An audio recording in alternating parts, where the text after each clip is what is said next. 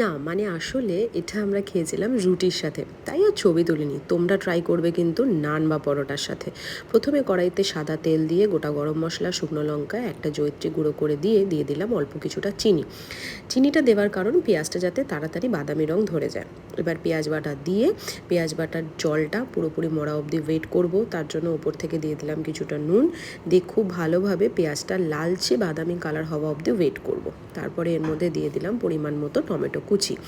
টমেটোটা খুব ভালোভাবে সেদ্ধ হওয়ার পর এর মধ্যে দিয়ে দেবো আদা, কাঁচা লঙ্কা, শুকনো লঙ্কা বাটা, রসুন কিন্তু নয়।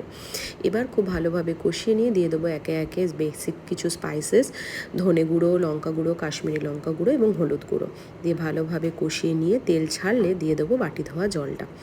এবার ভালোভাবে ফুটে গেলে আগে থেকে গ্রেট করে রাখা পনিরটা কিন্তু আমি এর মধ্যে দিয়ে দেবো। মাথায় রাখবে পনিরটা কিন্তু খুব ভালোভাবে এর সাথে মেশাতে হবে, নয়তো এর কিন্তু আসল স্বাদটা বেরোবে না। পনিরের সাথে যেন পুরো গ্রেভিটা ভালোভাবে মিশে যায়, ঠিক এইভাবে গ্রেভিটা পুরোপুরি পনিরটা টেনে নিলে তখন এবার ওপর থেকে আমি কিছুটা কসৌরি মেথি হাতে ঘষে দিয়ে দেবো। হাতে ঘষার কারণ যাতে স্মেলটা ভালো আসে। ভালোভাবে নাড়িয়ে নিয়ে এক টুকরো বাটার আমি ওপর থেকে এখানে ছড়িয়ে দেবো। বাটারটা আস্তে আস্তে তেল ছাড়লে কিছুক্ষণ চাপা দিয়ে রেখে এবার এটাকে একটা সার্ভিং বলে আমি সার্ভ করব। বিশ্বাস করো অসাধারণ হয়েছিল। ওপর থেকে একটু ধনেপাতা কুচিয়ে ছড়িয়ে সার্ভ করো। Thank you.